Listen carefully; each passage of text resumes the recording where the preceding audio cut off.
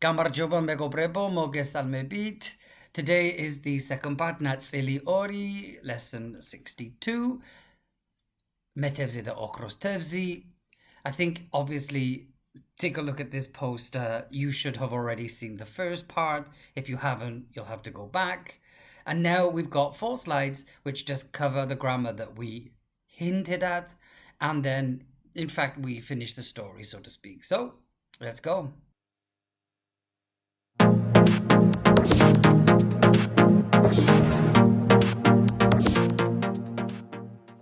Slide 1 is from my Instagram. It's a RISD version of what I uploaded. And so what we're going to do is answer these questions. This is the question at hand. Man ubrdzana mas. Not is. Ubrdzana is. He or she commanded him or her to do something. And this is the point, is that when we use this third person in the narrative, a lot changes. And when we tell stories, in the past, it's unavoidable. This is the same grammar, indeed. So, tsoli, if you remember from our story, okhros tevzi. Then, tsoli, tsolma, ubrzana, kmars. That's her husband. So she commanded him to do something. We'll get there in the next couple of slides. But what I want to show them is that when I use myself, I am the commander, or I commanded somebody, none of this action takes place. And I think that amplifies a little bit of the questions that we have. And I'll show you how. So in the present, I am the commander, and let's say Tsoli, the wife, is being commanded to by me right now. Vubრძaneb tsols. Vubრძaneb mas. I'm commanding her. She's being commanded to by me. So the verb tells you that it's me. I don't need me, but some people do it for emphasis. And so me vubრძaneb mas. Me vubრძaneb mat just means them. I've used this gender this icon here just to show it doesn't matter in Georgian if they're male or female. That's something which is irrelevant to some extent. So, tsols, vubრძaneb. The wife is being commanded to by me right now. Let's say it happened yesterday. Vubრძane tsols. Vubრძane mas. Vubრძane mat. If you look, the person being commanded to, the person who received the commands, the receiver, hasn't changed. You see very much this is rather easy. Transitive verbs, as they're called, vubრძane, okhros tevzi. I commanded the golden fish in the past. The golden fish received a command from me. And what I like about ubrzaneba is that it's a much more complex verb. And it's not part of today's tutorial, but it will come up again because you command somebody to do something, don't you, with the command itself. So it allows us to really, really see a lot in terms of grammar in Georgian. But of course, speaking in the present, speaking in the past, if I'm doing it, there can't be a problem. But if she's doing it, man ubrdzana mas. She commanded him, or he commanded her, or it commanded him, and so on. And that's the point of the tutorial, is to answer this question. Slide 2, and we've changed verb noun, and so we are now on motkhrobiti, and tkhroba is our piece. This is the act of telling. Now, of course, we tell the time, we tell a secret, we tell people what to do, and we tell somebody something that they need to hear. And I think that that's within the idea of telling a story and telling somebody what to do is where Georgian translations and English translations match. To the extent that The act of storytelling or narrating is the name of the past tense. Motkhrobiti brunva. It's not surprising that motkroba and motkhrobiti brunva are the same root. Georgians see the act of telling a narrative, narrating as such, and it helps explain the rules. Here I've got he told her, or she told him. In Georgian, of course, we don't necessarily need to know the gender. In this example, we've got a role, so the husband told the wife.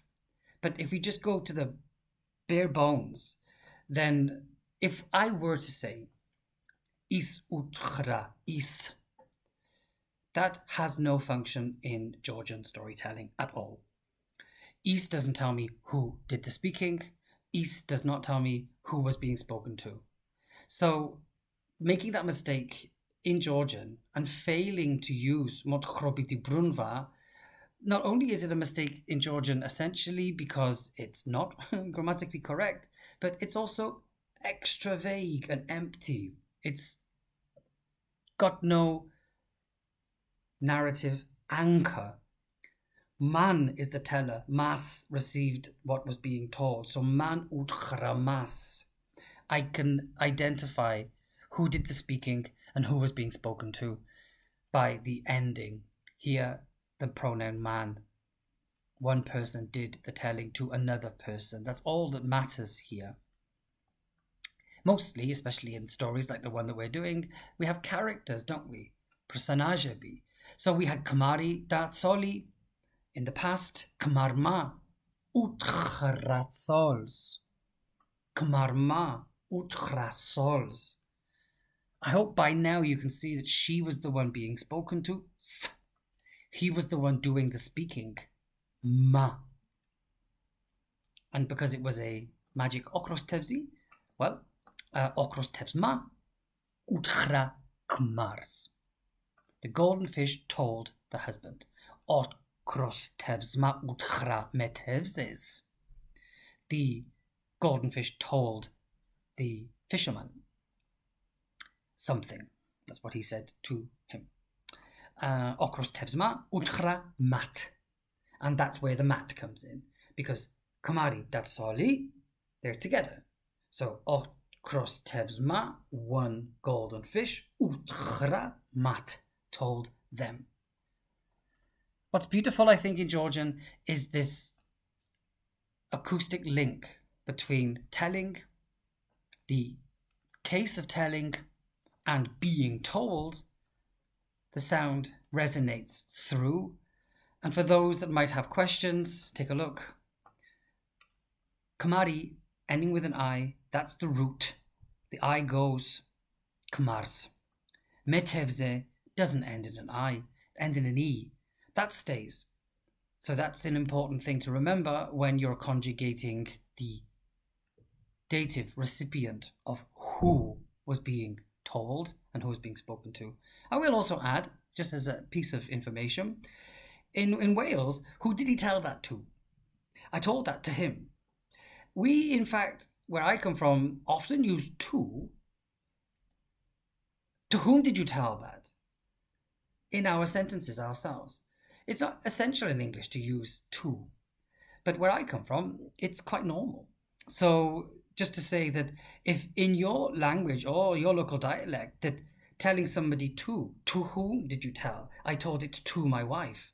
Then you've already got a bit of an advantage in understanding why it's mas. The only thing that you've got to do is remember that in Georgian, you have to know man. It's important for us to know who did the telling as well. Slide 3, and we're moving the story along. We have our survilebi, our wishes, and they are jados nuri survilebi, they're magical wishes, because they're not just wishes. Survili doesn't necessarily have to be magic. And in fact, the wife's demand isn't very bad. In the beginning, she wants just a beautiful home, lamazi sachli, so she says in the present to her husband, okhros tevz udkhari, lamazi sachli masurs. I made my decision, udkhari, you tell him, ოქროს თევზს, that's the person being told to, ლამაზი სახლი მსურს. tsolma, told the wife, მეთევზეს, to the fisherman. Why not? She's hungry. He went fishing. He caught a fish. But he let it go because it spoke to him.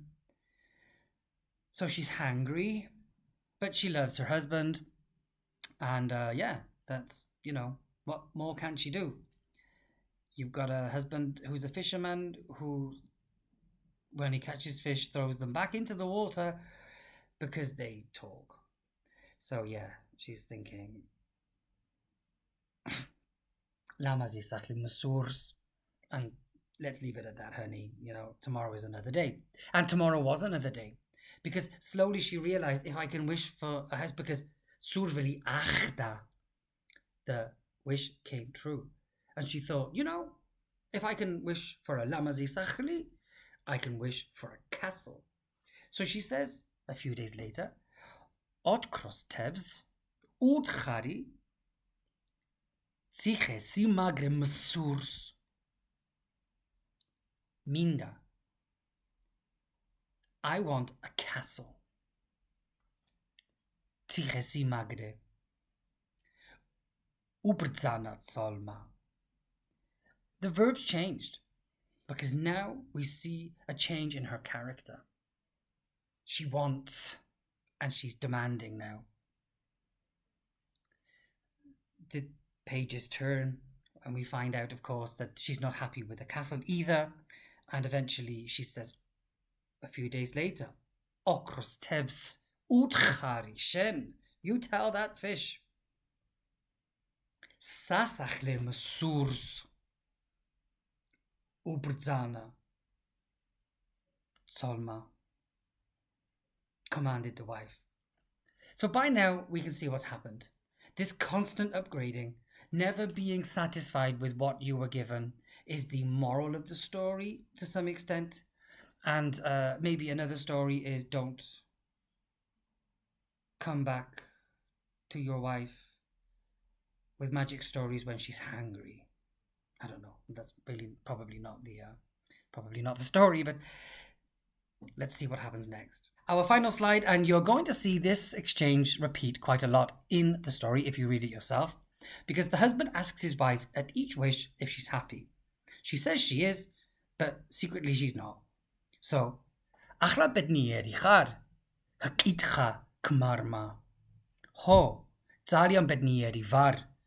უპასუხა tsolma. ახლა ბედნიერი ხარ? ხო, ძალიან ბედნიერი ვარ. But this story is, of course, educational. So, ჰკითხა asked. უპასუხა answered. This dynamic couldn't be more frequent in daily life. So you have to learn it. Of course, the dialogue here, not necessarily, but what moves on with the story, of course, he says, ახლა ბედნიერი ხართ, because she becomes dedopali.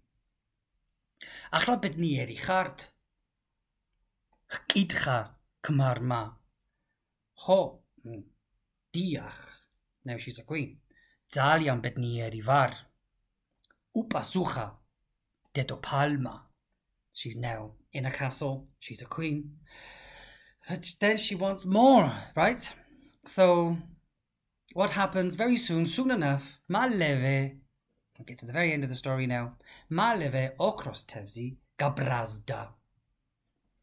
Gabrazda. He got angry with her and her constant and unrelenting demands. I think in the end she demanded for total world domination. maleve ოქროს თევზი მობეზრდა. Fed up. Gabrazda. Choose whichever one you think suits you. But the bottom line, what did ოქროს თევზი do? ოქროს თევზმა წართვა. Snatched away from, snatched back. The same as the fish was snatched from the sea. ოქროს თევზმა წართვა. სურვილები the wishes, all the wishes, dedopals. ოქროს თევზმა სურვი ლები dedopals წართვა. The golden fish snatched the wishes back from the queen. And it does have a happy ending, because when they are back in their kochi, he asks to his wife, Achla bednieri char, and she says, Rat kamaunda. Dalian bednieri var. By returning to her original life, their original life, she realized that she was a happy woman then, happier than when she was a demanding person. So, to some extent, it's a fairy tale with a happy ending, but not in the way that we normally understand, like other stories where the poor person becomes the queen. This was a more complex story, and it really helped us learn quite a lot about the exchange of dialogues in motkhrobiti brunva.